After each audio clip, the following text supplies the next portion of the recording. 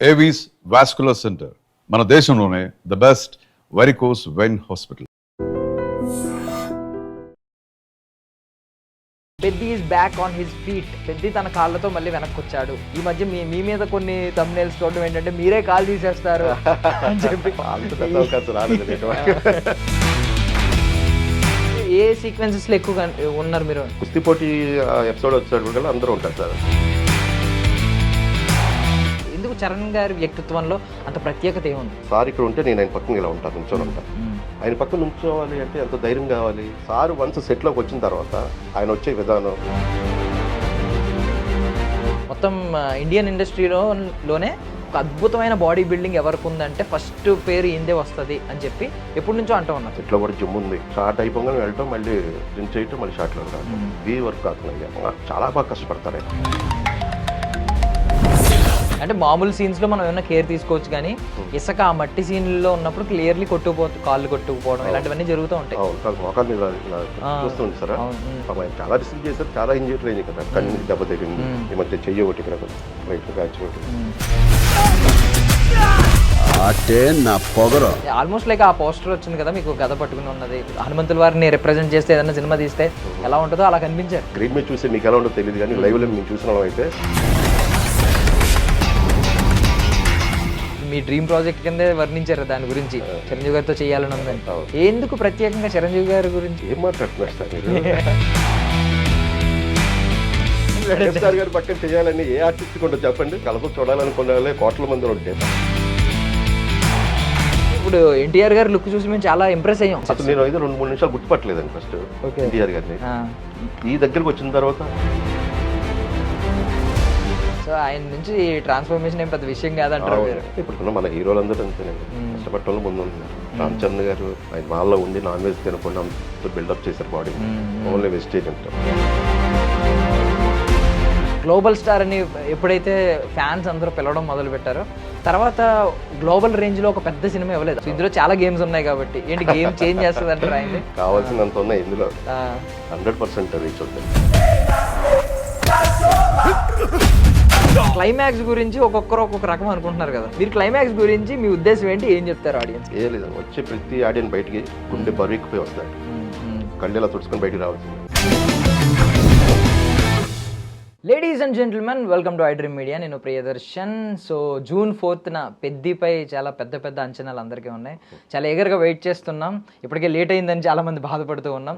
So Peddi నుండి ఒక పెద్ద మనిషి, ఒక సంఘానికి పెద్ద మనతో పాటు ఉన్నారనమాట, సత్యనారాయణ వడ్డాది. సో ఆయన చాలా సినిమాల్లో ఇంతకుముందు గతంలో మనకు కనిపించారు. ఇక్కడ నుంచి ఆయన లైనప్ తెలుసుకుంటే నాకే గూస్ బంప్స్ వస్తున్నాయి అనమాట. మంచి మంచి ప్రాజెక్టులు ఆయన చేతిలో ఉన్నాయి. ఆయన ఒకసారి నిజంగానే ఇక్కడ నుంచి పెద్ద అవ్వబోతున్నారనమాట ఇండస్ట్రీలో నాకు అనిపిస్తుంది. ఒకసారి ఇప్పుడు మాట్లాడదాం పెద్ది గురించి. Hi sir. బాగున్నారు sir? First of all congratulations sir. అంటే మీ లైనప్ చూస్తే నాకు లిటరల్లీ కనిపిస్తుంది, మంచి ఫ్యూచర్ కనిపిస్తుంది. 26లో పెద్ది ఉంది, 27లో డ్రాగన్ ఉంది. ఏమో అంటే ఇంతంత మంచి మంచి ప్రాజెక్టులు పడడం అనేది నిజంగా. బట్ దీనికి ముందు మీ స్ట్రగుల్స్ కొంచెం తెలుసుకోవాలనుకుంటున్నాను సార్ నేను. ఇప్పుడు ఈ రోజు ఈ పొజిషన్కి రావడానికి మీరు బికాజ్ మీకు థియేటర్ బ్యాక్గ్రౌండ్ నుంచి వచ్చారు కాబట్టి అసలు ఎన్ని కష్టాలు పడ్డారు, ఇనీషియల్ డేస్లో ఏమైనా రిజెక్షన్స్ ఫేస్ చేశారా, ఇలాంటివన్నీ తెలుసుకోవాలనుకుంటున్నాను. మీ నేపథ్యం ఒకసారి చెప్తారు సార్ మాకు? ఏం లేదండి, నేను నాటకరంగం నుంచి వచ్చాను కదా. అంటే నేను రిజెక్ట్ అన్నది నాకు ఇప్పటివరకు లేదు సార్. నేను ఇండస్ట్రీ జర్నీ స్టార్ట్ చేసిన కాడి నుంచి ఫస్ట్ సినిమా నాది పర్చూరు వెంకటేశ్వర రవిబాబు గారి జంక్షన్ సినిమా. అక్కడి నుంచి మహాత్మా, రంగాజీ దొంగ, బిమిలి, కబడ్డీ జట్టు, అట్లాగా నేను 2008 నుంచి అట్లా చేసుకుంటూ వచ్చాను. అప్పటికి 15-20 మూవీస్ చేశాను ఆ సీజన్లో. ఆ తర్వాత మళ్ళీ 10 years నేను వెళ్ళిపోయాను ఇండస్ట్రీ నుంచి. వెళ్ళిపోయి మళ్ళీ రీసెంట్గా ఆ 7-11 PM అనే మూవీలో ఒక మెయిన్ విలన్ చేశాను. అది విజయవాడలోనే ఒక NRI అతను డైరెక్టరు చైతన్య గారని. తను ఆ సినిమా చేసిన తర్వాత పోస్ట్ ప్రొడక్షన్ పని మీద డబ్బింగ్ ఆ ప్రాసెస్లో హైదరాబాద్ వచ్చాను. వచ్చి ఈ పాత పరిచయాలు 2009లో ఉన్న పరిచయాలతోటి ఉమాశంకర్ అని చెప్పేసి మేనేజర్తో ఒకసారి ఊని కండక్ట్ అవుతాం, చాలా అయింది హైదరాబాద్ వచ్చని చెప్పి కాల్ చేశాను. అదే టైంలో నా లక్ నిజంగా గాడ్ గ్రేస్ ఏంటంటే తగ్జాది సినిమాకి ఆయన వర్క్ చేస్తున్నారు ఉమాశంకర్ గారు. ఇలా కాల్ చేయగానే, సత్యనారాయణ గారు ఎక్కడున్నారండి మీరు ఇప్పుడు ఇన్నాళ్ళు, ఒకసారి మీరు అర్జెంటుగా శివ నిర్వాణ గారి ఆఫీసు నాని గారి సినిమా చేస్తున్నాను, ఒకసారి మీరు రండి, అంటే నేను వెళ్ళటం జరిగింది.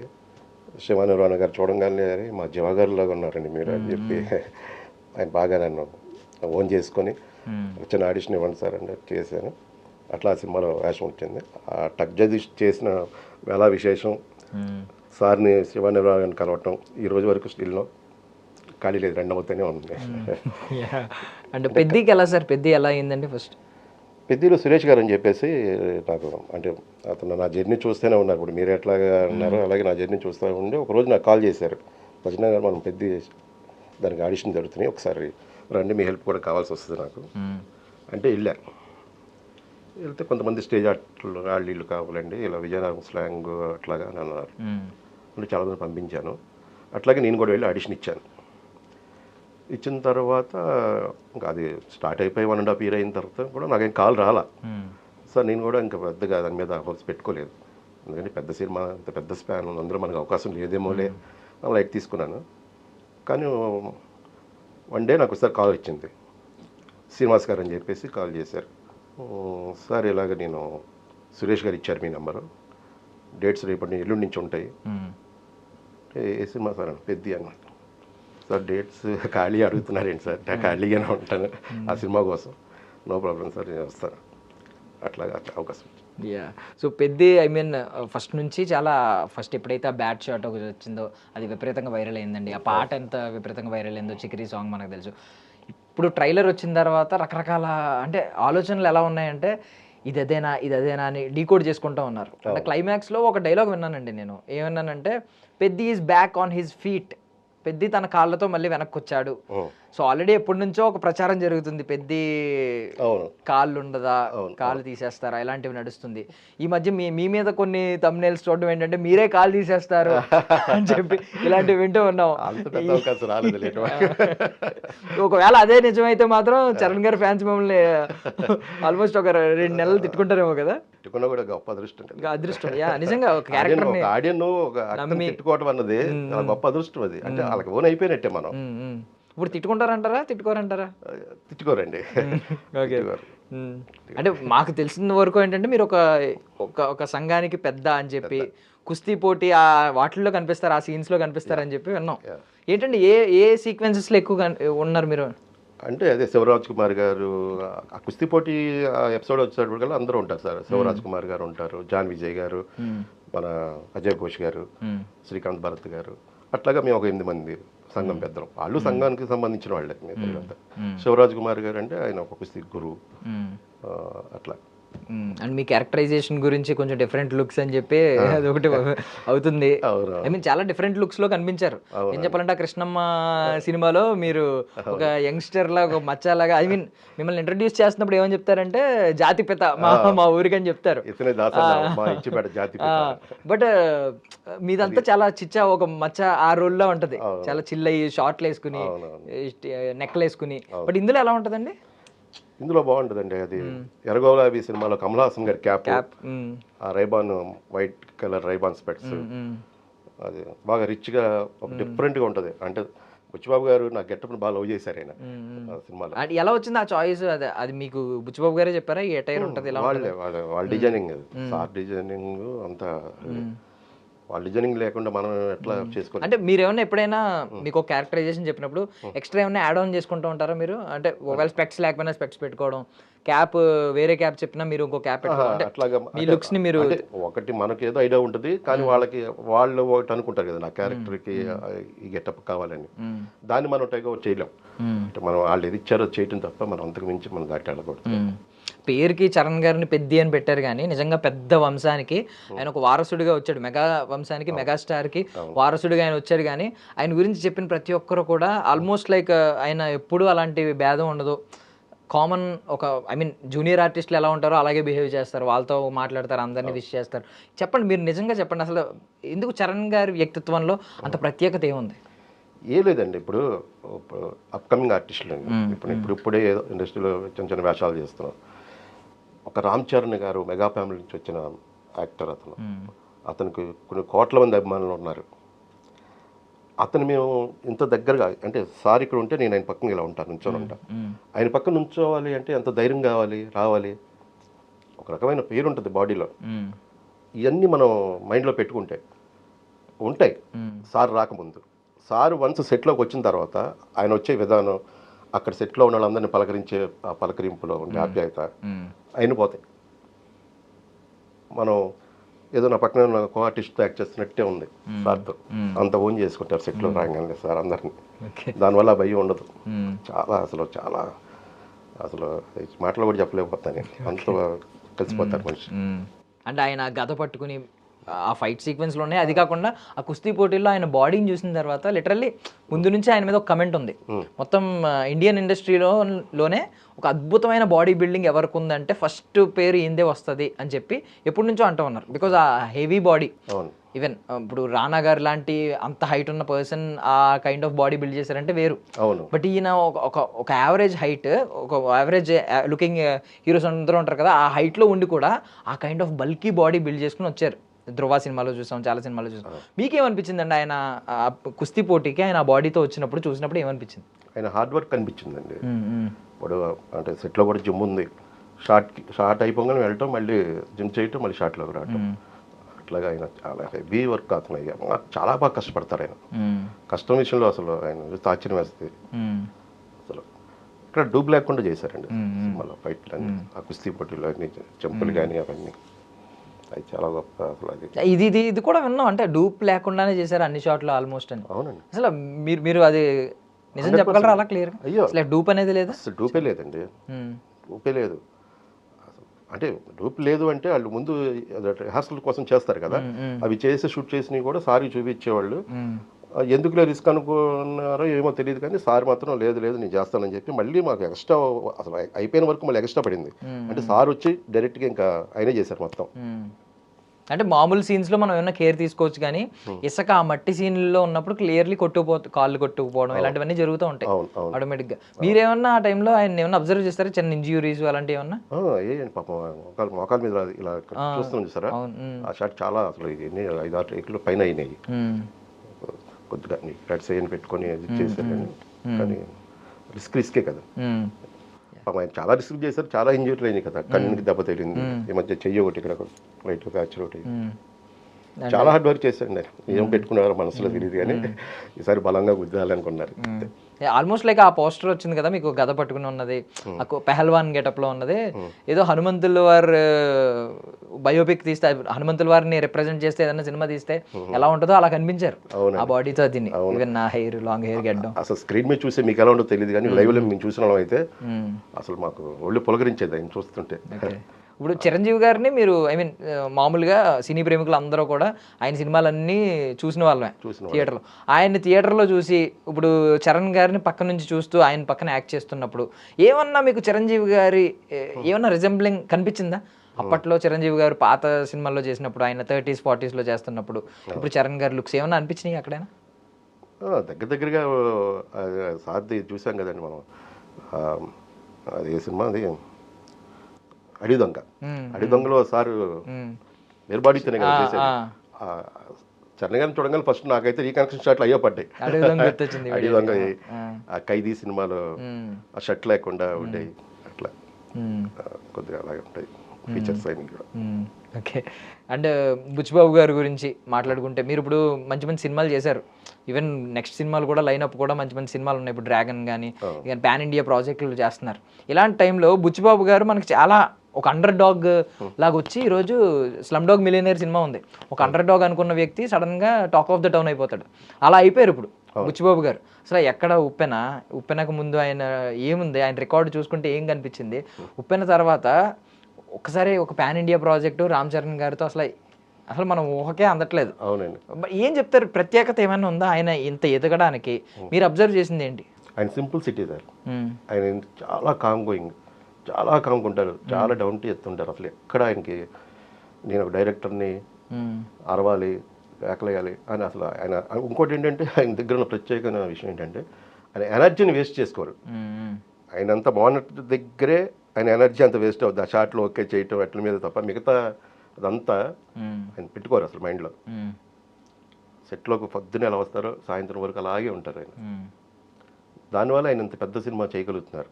ఆయన ఐడియాలజీ గొప్పది. 350 కోట్లు ఒక వ్యక్తిని నమ్మి పెడుతున్నారంటే అసలు ఆయన కథ రాసుకునే ఇది ఆయనకున్న నమ్మకం. సుకుమార్ గారు ఏమన్నా రెగ్యులర్గా విజిట్ చేసేవారండి వచ్చేవారు సెట్స్కి? అంటే ఒకసారి అదే చిరంజీవి గారు సుకుమార్ గారు ఒకసారి వచ్చారు మేము ఉన్నప్పుడు, మేము సెట్లో ఉన్నాం అప్పుడు సార్ వాళ్ళు వచ్చినప్పుడు. చిరంజీవి గారితో మాట్లాడారా అప్పుడు మీరు?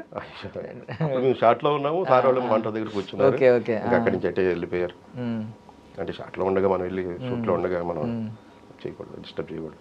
ఇప్పుడు దాకా అంటే మీ లైనప్లో చిరంజీవి గారి సినిమాలు ఏం కనిపించట్లేదు ఇంకా, ఉందా అది ఏమన్నా అనుకుంటున్నారా చిరంజీవి గారి సినిమా చెయ్యాలి? బాబీ గారి సినిమా ట్రై చేస్తున్నాను, ఇద్దాం అనుకుంటున్నాను 100%. దేవుడు అదొకటి ఫుల్ఫిల్ అవుతే హ్యాపీ. అంటే మీ డ్రీమ్ ప్రాజెక్ట్ కిందే వర్ణించారు దాని గురించి, చిరంజీవి గారితో చేయాలని ఉందని. ఎందుకు ప్రత్యేకంగా చిరంజీవి గారి గురించి? ఏం మాట్లాడుతున్నారు సార్ మీరు? బూతు కోట్ల మంది జనానికి అభిమానం ఉంటుంది సార్ ఆయన. నేను బూతు మాట్లాడాను సార్ గారి పక్కన చేయాలని ఏ ఆర్టిస్ట్ కొంటో చెప్పండి. అది చూడాలనుకునే వాళ్ళు, కలతో చూడాలనుకునే వాళ్ళే కోట్ల మంది ఉంటే పక్కన యాక్ట్ చేయాలనుకో ఆర్టిస్ట్ ఇండస్ట్రీలో ఉండి ఆయన పక్కనే ఏంటి. ఆయన ఇన్స్పిరేషన్ తో వచ్చిన వాళ్ళు చాలా మంది ఉన్నారు, ఈవెన్ రవితేజ గారు లాంటి వ్యక్తులు. ఆ జనరేషన్ కి కూడా అయినే కదా, కృష్ణ గారు, రామారావు గారు, నాగేశ్వరరావు గారు, తర్వాత నెక్స్ట్ మాకు చిరంజీవి గారే కదా అందరి తర్వాత. అంటే ఇప్పుడు పెద్ద సినిమాలో ఒకే వ్యక్తి అంటాడు కదా డైలాగు, స్పోర్ట్ మారుతుంది కానీ నేమ్ మారట్లేదు అని చెప్పి, ఏ ఆటకి వెళ్ళినా పెద్ద ఫేవరెట్ సార్ అంటూ ఉన్నారు. అవును. మీరు ఎప్పుడన్నా హీరో అంటే మనకి కామన్ పీపుల్ కి కనెక్ట్ అవ్వాలి. మీరు ఎప్పుడన్నా మీ రియల్ లైఫ్ లో మీరు యంగ్ ఏజ్ లో ఉన్నప్పుడు, కాలేజ్ ఏజ్ లో, టీనేజ్ లో ఉన్నప్పుడు ఎవరైనా అలాంటి ఆటగాడిని చూసారంటే అన్ని ఆటల్లో విజృంభించే ఆటగాడి మీ ఫ్రెండ్స్ లో కానీ ఎవరైనా? అంటే మా కాలేజ్ డేస్ లో ఒక ఉండేవాడు సార్, అతను క్రికెట్ ఆడేవాడు, హ్యాండ్బాల్ ఆడేవాడు, అట్లా ఉండేవాడు. పేరు కూడా మర్చిపోయాను. మీరేం ఆడేవారు సార్ అప్పుడు? నేను cricket left hand base ball. Okay. So cricket sequence లో పెట్టుంటే బాగుండేదని ఫీల్ అయ్యారా? ఏమనిపించింది అంటే ఈ షాట్ ఒకటి ఉంది మనం చూసినప్పుడు, ఫస్ట్ చూసినప్పుడు బ్యాట్ పట్టుకుని వచ్చే విధానం ఒకటి ఉంది, బ్యాట్ తీసుకోవడం చాలా స్టైలిష్ గా తీసుకున్నారు. ఈవెన్ ఇప్పుడైతే మొత్తం ఇలా ఉల్టా తిరిగి కొడుతున్నారు, కొత్త షాట్ ఏదో కనిపెట్టారేమో. మీకు ఏమనిపించింది ఆ షార్ట్స్ చూసిన తర్వాత? క్రికెట్ అభిమానించే వ్యక్తిగా సినిమా క్రికెట్ వేరు, ఒరిజినల్ క్రికెట్ వేరు. ఆడియన్స్ సెట్లోంచి లేసి క్రాప్స్ కొట్టాలంటే ఇంకా అలాంటి జిమ్ ప్లే ఉంటాయి కానీ చేయాలి కదా. ఓకే. అండ్ ఎలాగో జాన్వీ కపూర్ గారి గురించి కూడా ఒకటి వైరల్ అవుతుందండి. అంటే ఆవిడ శ్రీదేవి గారి అంశ, శ్రీదేవి గారి కూతురు. నెక్స్ట్ ఆవిడ గురించి కూడా చాలా లో ప్రొఫైల్ మెయింటైన్ చేస్తున్నారు.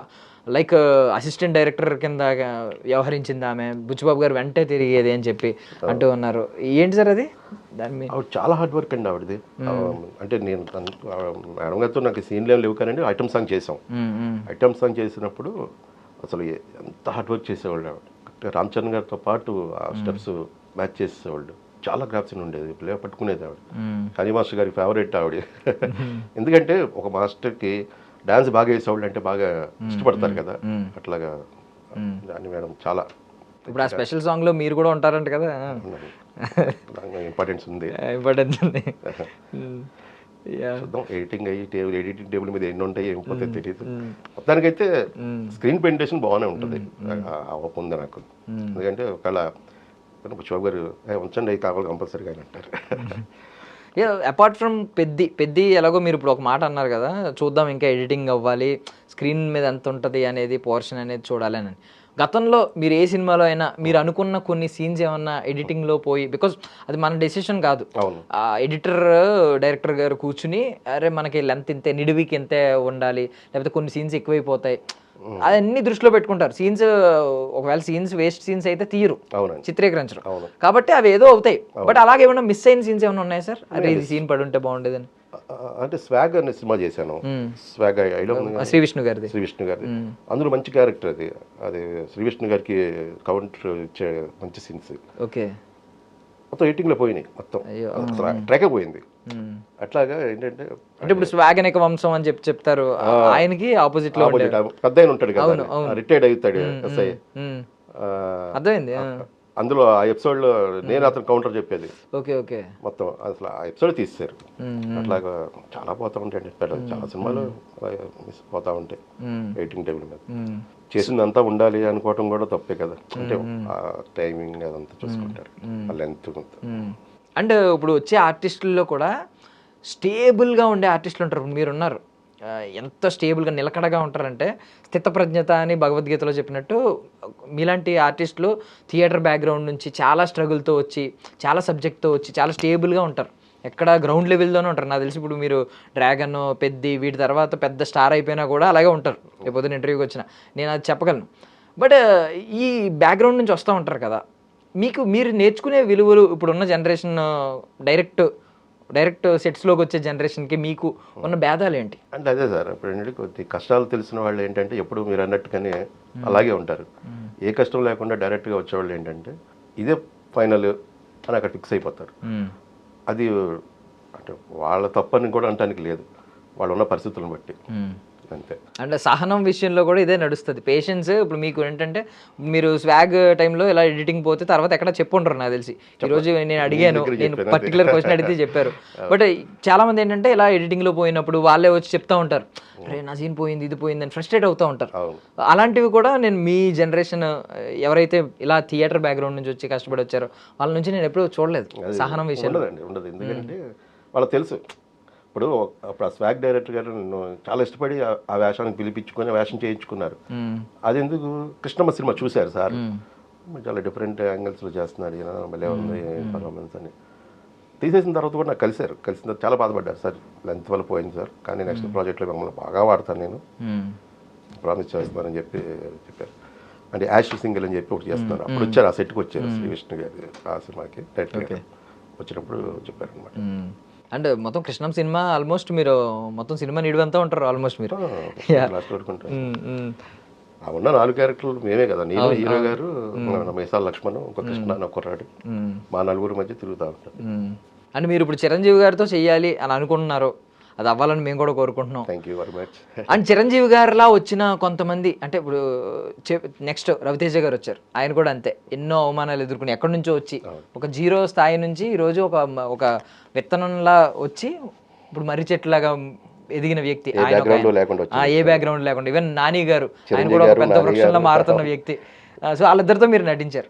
నాని గారి విషయానికి వద్దామండి. ఫస్ట్ మీరు భీమిలీ కబడ్డీ జట్టు చేశారా? భీమిలీ కబడ్డీ జట్టులో ఉన్న అప్పటికే ఆయన న్యాచురల్ స్టార్ నాని కాదు, ఒక యాక్టర్ నాని, ఒక బిగినర్ నాని. ఇప్పుడు మీరు టక్ జగదీష్ చేసే టైంకి న్యాచురల్ స్టార్ నాని, ఆయనకు ఒక స్టార్డమ్ వచ్చేసింది. ఏంటి డిఫరెన్స్ ఏం అబ్జర్వ్ చేశారు అప్పటి నాని గారికి టక్ జగదీష్ నాని గారికి? ఏం లేదండి, నేను అప్పుడు చూసిన నాని గారు ఎలా ఉన్నారో నన్ను టక్ జగదీష్లో చేసినప్పుడు కూడా అలాగే ఉన్నారు. ఆయనలో ఏ మార్పు రాలా. ఒక నటుడిగా మీరు ఏం అబ్జర్వ్ చేశారు క్వాలిటీ? ఇప్పుడు నటుడిగా ఎంత పరిణితి చెందాడు అని ఆలోచిస్తూ ఉంటారు కదా మీరు. అది చూసుంటారు కదా, భీమిలీ కబడ్డీ చూసుంటారు, టక్ జగదీష్ చూసుంటారు, ఆ తర్వాత దానికి ముందు చాలా సినిమాలు చూసుంటారు కదా. ఇప్పుడు ఎవరైనా సరే, ఏ నటుడైనా సరే, స్టార్టింగ్ బిగినింగ్ స్టేజ్ నుంచి ఒక రకంగా ఉంటుంది. అక్కడి నుంచి స్టెప్ బై స్టెప్ అన్ని విషయాల్లోనే చేంజ్ అవుతూనే ఉంటారు. అంటే ఆ ఎక్స్పీరియన్స్ పెరిగే కొద్ది ఆ డైలాగ్ డిక్షన్ కానీ, పర్ఫార్మెన్స్ల విషయంలో కానీ అన్నీ ఆటోమేటిక్గా అన్నీ డెవలప్ అవుతూ ఉంటాయి. ఇప్పుడు ఏ యాక్టర్కైనా జరిగిద్ది అది. స్టార్టింగ్ డేస్లో ఎవరైనా కూడా కొద్దిగా అట్లాగే ఉంటారు కదా, కొన్ని నేర్చుకోవాల్సిన స్థాయిలో ఉంటారు. అది ఫైనల్గా వచ్చేటప్పటికల్లా ఒక 2-3 సంవత్సరాలు అయిపోయిన తర్వాత ఏమవుతుందంటే ఆటోమేటిక్గా వాళ్ళకి అన్నీ అలవాటు అయిపోతాయి. కెమెరా లెన్స్, ఈ లెన్స్లో ఎట్లా యాక్ట్ చేయాలి, అవన్నీ డిఫరెన్స్ ఎలాగో ఉంటుంది. నాని గారిని ఒకసారి ఎప్పుడో ప్రెస్ మీట్లో ఒక వ్యక్తి అడిగితే, అంటే దసరా సినిమా రిజల్ట్ గురించి అడిగితే, దసరాని మీరు పుష్పతో కంపేర్ చేసుకున్నారు, ఆ రేంజ్ సినిమా అనుకున్నారా? నేను అలా చేయను, ఎప్పుడు సినిమా ఇటుక పేర్చుకుంటూ ఉంటాను, మీకు ఏంటి చిన్న ఇటుకే అనుకుంటారో, ఏదో ఒక రోజు పెద్ద గోడ చూస్తారు. ఈ రోజు ఆ గోడ కనిపిస్తుంది మాకు. నెక్స్ట్ కనిపిస్తుంది, చూడండి ఆ క్రేజ్ చూడండి. అసలు ప్యారడైజ్ సినిమాకు ఉన్న క్రేజ్. మీరున్నారండి ప్యారడైజ్ సినిమాలో ఏమన్నా? ఏమనిపించిందండి? అంత బోల్డ్ అటెంప్ట్ కదా, ఇప్పుడు ఈవెన్ టాటూ కానీ ఎంత బోల్డ్ అటెంప్ట్ చేశారంటే అసలు ఆ జడలు, ఆ లుక్స్, ఏమైనా అనిపించిందా? చిన్న గ్లిమ్స్ వచ్చే ఆ పాట వచ్చినప్పుడు మీకు ఏమనిపించింది? ఏదో కొట్టగానే కొడతారేమో అనిపిస్తుంది. అది బాగానే ఉంటుంది. ఎందుకంటే మీరు దసరా కూడా చూసారు కదా, దసరాలో కూడా డైరెక్టర్ గారు అసలు మామూలు ఇది కాదు కదా, అసలు ఆ మట్టి కానీ అదంతా చాలా, ఇది కూడా దానికి మించే ఉంది. అంటే షూటింగ్కి వెళ్ళి వచ్చిన వాళ్ళు చెప్తా ఉంటారు నాకు, ఆ బురదల్లో అట్లా ఆ షూటింగ్ విషయంలో మాత్రం నాన్నగారు బాగా హార్డ్ వర్క్ చేస్తున్నట్టే. ఆయన చేస్తారులేండి, ఆయన ఫస్ట్ నుంచి ఆయన కష్టపడే మనిషి. అండ్ కమింగ్ టు మాస్ మహారాజా, ఇరుముడి ఆ సాంగ్ ఉంది అని ఎప్పుడైతే ట్వీట్ వేశారో జీవి ప్రకాష్ గారు, ఇక్కడ ఒక్కొక్కరు పిచ్చెక్కిపోతున్నారు. అరే ఈ సాంగ్ ఎలా ఉంటుంది, ఎలా పెడతారు దాన్ని, ఐ మీన్ ఎలా మారుస్తారు, సేమ్ సాంగ్ ఉంటుందా, కొంచెం ఏమైనా మారుస్తారా, చాలా ఆలోచిస్తున్నారు. అవును. మీరు కూడా వెయిట్ చేస్తున్నారండి ఇరుముడి కోసం? నేను అంటే ఆ సాంగ్ గురించే అంటే అంటే నేను ఒక 12 సార్లు అయ్యప్ప మాలేసి ఉంటాను. ఆ ఓకే. విల్లాజీ వీరినమ్మ సాంగ్ అదే అది నాకు బాగా కనెక్షన్ ఉంది దాంతో పాటు. నాకు పెళ్లికి ముందు నుంచి 16 సంవత్సరం నుంచి నేను 12 సార్లు వేసి ఉంటాను అన్నమాట. అట్లా నేను కూడా మీకు పెద్ద భక్తుడు మీరు కూడా అయ్యప్ప అయ్యప్ప స్వామికి. స్వామికి నేను సార్తో అందులో వర్క్ చేస్తున్నాను రవితేజ గారితో. ఇప్పుడు ఇరుముడి సినిమా అంటే ఆయన మాస్ మహారాజా పేరుంది, కానీ ఇరుముడి సినిమా కొంచెం ఇప్పటిదాకా చేసిన సినిమాల్లో కొంచెం డిఫరెంట్ అని అనుకోవచ్చండి. అంటే ఆయన మార్క్ ఉంటుంది కానీ డిఫరెంట్ గానే ఉంటుంది. ఆయన బాడీ లాంగ్వేజ్ ఆ మార్క్ ఉంటుంది. చూడండి, ఏం చెప్పకూడదు, టూ ఎర్లీ అంటారు. బాగుంటుంది. అంటే ఇప్పటి వరకు సార్ చేంజ్ ఒక కొత్త కోణంలో ఉంటుంది వేషం. సో ఈ రోజు అనుకున్నాం కదా, ఒక విత్తనం వృక్షంలా మారారు, ఆల్మోస్ట్ మర్రి చెట్టులాగా అయిన వ్యక్తి అని చెప్పి. రవితేజ గారు ఇప్పటికీ సెట్స్లో ఎలా ఉంటారు? మీరు ఒక ఏదో చెప్పినట్టున్నారు నాకు తెలిసి, పొరపాటున డైలాగ్ ఏమన్నా తడబడినా కూడా ఆయన మన 5వ తారీఖు 6వ తారీఖు 2 రోజులు సార్తోనే కాంబినేషన్ చిన్న తలపాటు వచ్చింది. వచ్చి సారీ సార్ అన్న, పర్లేదు చెప్పు బాగా చెప్తున్నావు. ఆయన బాడీ లాంగ్వేజ్ అంటే అవతల ఆర్టిస్ట్ కంగారు పడుతుంది. ఇప్పుడు రవితేజ గారు లాంటి ఆర్టిస్ట్ ముందు నుంచొని ముఖంలో ముఖం పెట్టి కళ్ళలో కళ్ళు పెట్టి చూసి డైలాగ్ చెప్పడం అనేది నైట్ జోక్, చిన్న విషయం కాదు. ఎంత స్టేజ్ నుంచి వచ్చినా కూడా మాకే కొద్ది ఇబ్బందిగా ఉంటుంది. అంటే సార్కి తెలియదు కానీ స్టేజ్ ఆర్టిస్ట్ అని ఏం తెలియదు ఉండకపోవచ్చు. కొద్దిగా తడబడ్డాను, తడబడి సారీ సార్ అన్నాను. బాగా చెప్తున్నావు చెప్పు అట్లా చేస్తారు. రవితేజ గారిలో నాకు నచ్చిన అంశం ఏంటంటేనండి, ఇప్పుడు హీరోలు ఇప్పుడు ఆయన వచ్చి ఎన్ని సంవత్సరాలు అయిపోయింది, ఆయనకి ఎంత స్టార్డమ్ వచ్చింది, పాన్ ఇండియా సినిమాలు చేస్తున్న వ్యక్తి, అలాంటి వ్యక్తి స్టిల్ ఎవరితో మాట్లాడినా ఆయన గోదావరి స్లాంగ్ లో మాట్లాడతారు. చాలా న్యాచురల్ ఒరిజినల్ వ్యక్తి. అదండి, కల్తీ లేని మనిషి. ఎందుకంటే ఏదో తెచ్చి పెట్టుకొని ఏంటి అయ్యుండో ఏరా ఏంటి మాట్లాడతారు. సెట్లో కూడా అంతే. సో మీరు ఎక్కడి నుంచి సార్? నాది విజయవాడ. విజయవాడ అంటే కొంచెం న్యూట్రల్ గానే ఉంటుంది స్లాంగ్, ఇప్పుడు మీకు అటు ఇటు ఏది ఉండదు. సో ఇది ప్లస్ అయిందండి విజయవాడ స్లాంగ్. కృష్ణా డిస్ట్రిక్ట్ ఈ స్లాంగ్ ఏమనుకుంటూ ఉంటాం మేము, వాళ్ళని కొంచెం అడ్వాంటేజ్ అనుకుంటాం. ఎందుకంటే చాలా న్యూట్రల్ స్వచ్ఛమైన తెలుగు మాట్లాడతారు మీరు, మీకు ఏదో ఒక యాస ఉండదు. నేను గోదావరి జిల్లా యాసోడిని, నేను అండి ఇలా మాట్లాడుతూ ఉంటాను. మీకు ఉండదు మీరు, ఎందుకంటే స్వచ్ఛమైన తెలుగు ఫస్ట్ నుంచి అదే భాష. మీకు అది అడ్వాంటేజ్ అయిందా ఇక్కడికి వచ్చిన తర్వాత అని అడుగుతాను. ఇప్పుడు ఏ స్లాంగ్ అయినానండి, మనం మాట్లాడే విధానంలో మర్యాద ఉంటే అది ఏ స్లాంగ్ అయినా చల్తా. ఇప్పుడు విజయవాడ ఏంటి అన్నాం అనుకోండి, అది రెస్పెక్ట్ పోద్ది కదా, అవతల వాళ్ళకి మన మీద పోద్ది ఫస్ట్ రెస్పెక్ట్. మనం ఇవ్వడం పక్కన పెట్టండి, ఏ స్లాంగ్ అయినా చెప్పండి హాయ్ అన్నా కూడా అందులో కూడా ఒక మర్యాద ఉందనుకోండి తీసుకుంటారు. ఏంటండి తీసుకుంటారు. అట్లాగా స్లాంగ్తో సంబంధం లేదండి, మనిషికి వ్యక్తిత్వాన్ని బట్టి భాషలో తేడా ఉంటుంది. సో ఇప్పుడు చాలామంది ఇప్పుడు ఈ జనరేషన్ కోవిడ్ తర్వాత ఎస్పెషల్లీ పాండమిక్ తర్వాత వచ్చిన ఆర్టిస్టులు ఏంటంటే, నంది అవార్డు అనేది చాలా ఒక ప్రత్యేకమైన అవార్డు. వాళ్ళ ఫిల్మోగ్రఫీలో కానీ వాళ్ళ వికీపీడియాలో వాళ్ళ గురించి రాసినప్పుడు కానీ నంది అవార్డు గెలుచుకున్నాడు అని రాస్తే బాగుండరా. నంది అవార్డ్స్ ఏమో డిస్కంటిన్యూ అయింది మనందరికీ తెలుసు, బట్ మీకు ఆ అడ్వాంటేజ్ వచ్చింది. నంది అవార్డు నాటక రంగంలో గెలుచుకున్నారు 2023లో ఉత్తమ విలన్ కింద. ఏంటండి ఏ క్యారెక్టర్కి వచ్చింది, అది అప్పుడు ఎవరి చేతి మీద అందుకున్నారు? రాతిలో తేమ అనే నాటిక అండి అది. దాని డైరెక్టర్ వాసు అని కూడా ఇప్పుడు డ్రామా జూనియర్స్కి అతను ట్రైన్ చేస్తున్నాడు. సీజన్ 9 ఇప్పుడు వచ్చింది కదా, ఫస్ట్ నుంచి తనే. తన నాటికల్లో మెయిన్ వేషాలని నేనే చేసేవాడిని. అది అందులో రాతిలో తేమ అనే నాటికలో పెద్ద సిద్ధారెడ్డి అనే క్యారెక్టర్, చాలా పవర్ఫుల్ క్యారెక్టర్. దానికి 2023లో వసన్ గారు దానికి చైర్మన్ అప్పుడు మన కళారంగానికి, అతని చేతుల మీదుగా నంది అవార్డు వచ్చింది. రేపు వద్దని మెయిన్ వికీపీడియాలో మీ గురించి రాసిన నంది అవార్డు అని మెన్షన్ చేస్తారు, అదొక గర్వకారణం. చేయాలి సార్, అందుకోసం ఎదురు చూసావు మీకు 25 సంవత్సరాలు. నంది వచ్చిందంటే ఆ ఆర్టిస్ట్ ఇంకా పరిపూర్ణత చెందినట్టే. కరెక్ట్. నాటక రంగంలో అయినా సినిమా రంగంలో అయినా నంది గ్రహీత, నంది అవార్డు గ్రహీత అంటే గొప్ప నటుడు. అవును, తెలుగు రాష్ట్రాల్లో మనం కోరుకున్నది ఫస్ట్ అది. నేషనల్ వైడ్ అయితే నేషనల్ అవార్డు కోరుకుంటాం కానీ, బట్ కంగ్రాచులేషన్స్ సార్ దానికి కూడా. Thank you. And powerful role అని ఒకటి చెప్పారు మీరు ఇప్పుడు దీనికి ఎలాగో. అండ్ ఇంకోటి చూసాను 7/11 సినిమా గురించి ఇందాక మెన్షన్ చేశారు కదా, ఒక వ్యక్తి ఆయన పిలిచి ఎన్ఆర్ఐ ప్రొడ్యూసర్ అప్పుడు పిలిచి ఇలా ఇచ్చారు ఒక రోల్ అని చెప్పి, అది కూడా చాలా పవర్ఫుల్ రూత్లెస్ రోల్. అది బ్లడ్ ఇలా తుడుచుకుంటూ ఉండడం, ఇది ఉండడం అది ఉండడం. నాకు ఇప్పుడు నార్మల్ అవి చూశాను కదా, చూసిన తర్వాత నాకు ఏం గుర్తొచ్చిందంటే ఈ రూత్లెస్, ఈ పవర్ఫుల్ పదాలు వినగానే నాకు ఇప్పుడు రిలీజ్ అయిన డ్రాగన్ టేజర్ గ్లిమ్స్ గుర్తొచ్చింది. ఏంటి సార్ అలా ఉన్నారేంటి సార్ ఎన్టీఆర్ గారు? బాగుంటుంది, ఆయన లుక్ బాగున్నారు. ఆయన 4.5 నిమిషాల నిడివితో ఇప్పటి వరకు గ్లిమ్స్ అనేది రిలీజ్ అవ్వలేదు. ఫస్ట్ టైం ట్రైలరే అంతసేపు ఉండదు. ఈ ప్లాన్ ఏంటి, దీని వెనక మాస్టర్ ప్లాన్ ఏంటి, మీరు ఏమైనా డీకోడ్ చేయగలరా? ప్రశాంత్ నీల్ గారి విజన్ ఏంటి దీని వెనకని? చేయలేమండి, ఏదైనా కొంత సీక్రెట్గా ఉంటాయి కదండి. ముందైతే ఆడియన్కి ఒక రుచి వదిలేరు బయటికి, దాన్ని ఎంజాయ్ చేయటమే మనం. సో ఇప్పుడు ఎన్టీఆర్ గారి లుక్ చూసి మేము చాలా ఇంప్రెస్ అయ్యాం. అరే ఏంటి ఇంత సన్నంగా చేసి ఆ గడ్డం ఎంత పెంచి చాలా లిటరల్లీ ఎంత మాస్ యాంగిల్ చూపిస్తారు అనుకోలేదు బాడీ. మీరేమనుకున్నారు సార్ సెట్స్ లో ఆయన చూసినప్పుడు డ్రాగన్ సెట్స్? నేను అయితే 2-3 నిమిషాలు గుర్తుపట్టలేదండి ఫస్ట్ ఎన్టీఆర్ గారిని. కొంచెం ఈ దగ్గరకు వచ్చిన తర్వాత ఆశ్చర్యపోయా నేను. ఓటేసుకొని జీబులోంచి దిగి వస్తుంటారు, మా దగ్గరికి వస్తుంటారు. అప్పుడు అర్థం చెప్పాక 2-3 మినిట్స్ గుర్తుపట్టక నాకే ఆ టైం పట్టింది డైరెక్ట్ చూసి. చాలా చాలా చాలా తెలుసులేండి ఆయన గురించి, మీకు అందరికీ తెలిసిన విషయం, ఎంత కష్టపడతారు. మనం రాఖీ సినిమా తర్వాత మళ్ళీ రాజమౌళి గారితో టైంకి ఎంత చేంజింగ్ అంత అట్లా. సో ఆయన నుంచి ట్రాన్స్ఫర్మేషన్ ఏం పెద్ద విషయం కాదంటారు మీరు, ఇలా ట్రాన్స్ఫార్మ్ అవడం ఏదవడం. ఇప్పుడు మన హీరోలందరూ అంతేనండి, కష్టపడటంలో ముందు ఉన్నారు. రామ్ చరణ్ గారు ఆయన వాళ్ళలో ఉండి నాన్ వెజ్ తినకుండా అంత బిల్డప్ చేశారు బాడీని, ఓన్లీ వెజిటేరియన్తో. అంటే అది చిన్న విషయం కాదు. ఓకే, ఇది ఈ విషయం నాకు అంత క్లియర్గా తెలియదండి. ఇప్పుడు అంటే మీరు చెప్పారు కదా ఓన్లీ నాన్ వెజ్ తినకుండానే ఎంత ప్రోటీన్. ఇప్పుడు విజయనగరం జిల్లాలో కోటరామూర్తి గారు అని చెప్పేసి కుస్తీ పోటీలు ఆయన మన ఇండియన్ హెర్క్యులస్ అనేవాళ్ళు అంట.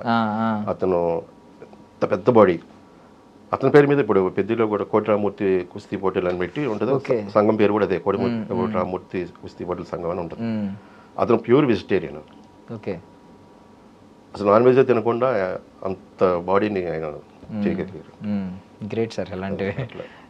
అంటే ఇప్పుడు ఎన్టీ రామారావు గారి గురించి మాట్లాడుకుంటే మనం ఇప్పటికీ కూడా నందమూరి తారక రామారావు, ఈయనకు కూడా నందమూరి తారక రామారావు అనే పడింది స్క్రీన్ మీద. మీ ఇప్పుడు మీ నాన్నగారి జనరేషన్, మీ తర్వాత మీ కొడుకు, మీ నెక్స్ట్ జనరేషన్, వీళ్ళందరూ కూడా నందమూరి తారక రామారావు అనే పేరుని విట్నెస్ చేస్తున్నామంటే ఈ పేరు రావడం వల్ల, దీనివల్ల. ఎప్పుడైనా అనిపించిందండి అంటే సీనియర్ ఎన్టీఆర్ గారిని లైవ్లో చూసినట్టు, ఆయన లైవ్లో చూడలేదు కానీ మనం ఏదో ఆ అంశ క్లియర్గా ఉంది ఈయనలో అని ఎప్పుడైనా అనిపించిందండి పోలికల విషయంలో? కానీ దాన్ని అది 100% కదండి. అంటే నేను లైవ్లో రామారావు గారిని చూశాను, వేడగడ్డ సినిమాకి మా విజయవాడలో వచ్చారు. అప్సరాలో సినిమా 100 days ఫంక్షన్కి ఎప్పుడో వచ్చారనమాట. అప్పుడు చూశాను చిన్నప్పుడు నేను ఆడియో రాముడు సినిమాలో. ఆయన కూడా కల్తీ లేని మనిషి అనేవారు, అప్పుడు బోలాగా మాట్లాడేవారు అంట సేమ్. ఇంకా ఆయన చూసినట్టే ఉంటుంది ఈయన చూసినా కూడా సెట్లో. ఈయన కూడా అసలు సెట్లోకి వచ్చారంటే ఇప్పుడు 10 మంది నుంచున్నాం అనుకోండి సార్, 10 మందిని అలా పలకరించి వెళ్తారు. ఆయన సినిమాలో మనం చేసిన సినిమాలో ఆయన చూస్తుంటే కనుక నువ్వు ఆ సినిమా చేసావు కదా, బలి చేసావు, బాగుంది వేషం అని అట్లా పలకరించుకొని అందరినీ పలకరించి వెళ్తారు. డ్రాగన్లో ఏంటి సార్ మీ క్యారెక్టర్ ఏంటి సార్? ఇప్పుడు మేము ఆఫ్ఘన్ ట్రేడింగ్ కంపెనీ డ్రాగన్, ఒక సెంట్రల్ మినిస్టర్, నలుగురు ఉంటాం, నేను ప్రభావతి గారు, ఒక 4-5 ఉంటాం.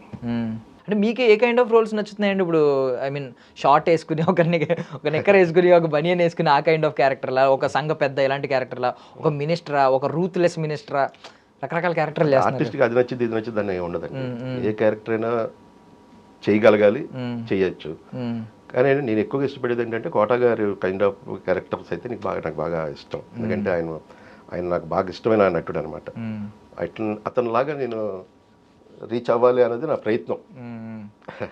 ఆ ప్రయత్నంలో భాగంగానే కృష్ణంలో క్యారెక్టర్ కానీ, ఇప్పుడు మన తిమ్మరాజుపల్లి టీవీలో ఆ క్యారెక్టర్ కానీ, ఆ రెండు కొద్దిగా చూస్తే మీరు ఆ కోట శ్రీనివాస గారి షేడ్స్ కనబడుతున్నాయి చాలా మంది అన్నారు. అట్లా ఉంటుంది. ఎవరైనా కలిసారండి కోట గారు? కలిసానండి, చనిపోయిన ఇంటికి కూడా వెళ్ళాను. మాకు సుమధుర కళానికేతన్ అని చెప్పేసి విజయవాడలో నాటక రంగం, అది హాస్య నాటికలో జంజాల గారు హాస్య నాటిక పోటీలు, అప్పుడు ఒకసారి గెస్ట్గా వచ్చారు కోట గారు. ఆయన వచ్చినప్పుడు కళకు దండం కానీ పట్టుకొని, మీరంటే నాకు నువ్వు కళాకారు, నేను కళాకారు, నువ్వు నా మీద కాలు మీద పడితే ఇలా అన్నారు ఆయన. అసలు నేను చేసిన ఫస్ట్ సినిమా జంక్షన్ సినిమాలో కోటగారితోనే కాంబినేషన్. సో డ్రాగన్లో మినిస్టర్గా కనిపించబోతున్నారు. యా, అంటే ఇంకా సినిమాలు చాలా ఉన్నట్టున్నాయి కదండి, లైక్ బ్లాక్ గోల్డ్ సినిమాలో ఉన్నట్టు. బ్లాక్ గోల్డ్ ఉందండి, బ్లాక్ గోల్డ్ సంయుక్త మీనన్ గారిది, అదొకటి జంపన్న గారిది, ఇది సినిమా పేరు క్యాస్ట్. క్యాస్ట్ అందులో కూడా మినిస్టర్ అనుకుంటా కదా. అవును, అది నీకు తెలుసు. తెలిసిందండి, తెలిస్తే అలా అది ఎన్నే డబ్బింగ్ చెప్పా. అది ఒకటి ఉంది. ఇప్పుడు ఇరుముడి సార్ది 418 అని చెప్పేసి ఒకటి చేస్తానండి. అది ప్రశాంత్ నీల్ గారి ప్రజెన్స్, అది మైత్రి మూవీస్. వాళ్ళ దగ్గర కోడెక్ట్గా చేసిన సార్ చేస్తున్నారు. అందులో ఒక మంచి క్యారెక్టర్ చేస్తున్నారు. అదొకటి మన ఈయన వడ్డే నవీన్ గారిది కంబ్యాక్ 10 years తర్వాత సార్తో వర్క్ చేస్తున్నాను. అంటే అనుకునేవాడిని ఆ జనరేషన్లో శ్రీకాంత్ గారితో అయిపోయింది చేశాను, వడ్డే నవీన్ గారితో చేయాలి, అది కూడా అయిపోయింది. సో వడ్డే నవీన్ గారు కూడా శ్రీకాంత్ గారి లాగా అసలు ఆయన 10 ఏళ్ళు స్కిప్ కొట్టినట్టే మధ్యలో అదే ఏజ్ లాగా ఉన్నారు. అవును, అప్పుడు మామే అయిపోయి మళ్ళీ ఇప్పుడు వచ్చినట్టు ఉంది. ఆ ఏజ్ కనబట్టలేదు, ఏం కనబట్టలేదు, అలాగే ఉన్నారు మనిషి. నేను అదే ఫస్ట్ షాక్ అయ్యి ఆ సెట్లోకి వెళ్ళగానే చెప్పడం కానీ వడ్డే నవీన్ గారిని. ఏంటి అప్పుడు ఏదో నా చిన్నప్పుడు పెళ్లి సినిమా చూసినప్పుడు ఎలా ఉన్నారు అలాగే ఉన్నారు. చిన్నప్పుడు అంటే మరీ చిన్నప్పుడు కదా, 17-18. ఈవెన్ ఇప్పటికీ చాలా మంది ఇప్పుడు 80s కిడ్స్ 90s కిడ్స్ ఇలా అందరూ అనుకుంటున్నారు అదేంటి ఏమైపోయారు వడ్డే నవీన్, ఏమైపోయారు వడ్డే నవీన్, ఎందుకు రావట్లేదని. మీకేమనిపించింది ఇప్పుడు ఈ నటన దగ్గరుండి చూశారు కాబట్టి వడ్డే నవీన్ గారు ఈ జనరేషన్కి మళ్ళీ నిజంగానే కంబ్యాక్ అవుద్దని అనుకుంటున్నారా సినిమా? మంచిది, అసలు బ్రహ్మాండమైన సాంగ్ ఉందండి, మంచి డాన్స్ చేశారు ఆయన, ఐటమ్ సాంగ్, మంచి డాన్స్ ఉంటుంది, బాగుంది, యాక్టివ్ ఉన్నారు, చక్కగా పర్ఫార్మెన్స్ అంతా బాగుంది. సినిమా కూడా బాగుంటుంది, మంచి కథతో వచ్చారు.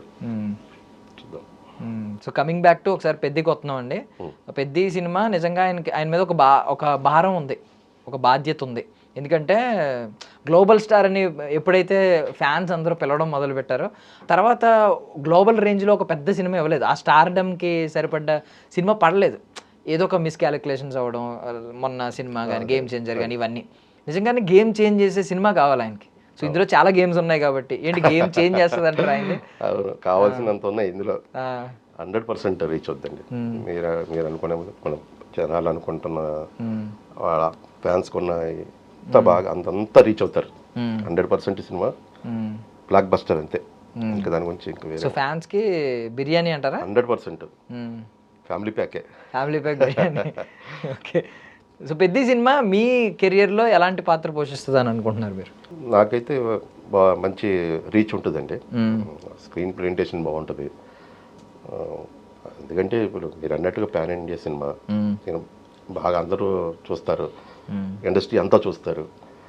తోడు నా గెటప్ చూడగానే కొద్దిగా అందరూ కొద్దిగా అట్రాక్ట్ అవుతారు. ఎందుకంటే ఆన్ సెట్లోనే బుచ్చిబాబు గారే నా గెటప్కి పెద్ద ఫ్యాన్ అయిపోయారు.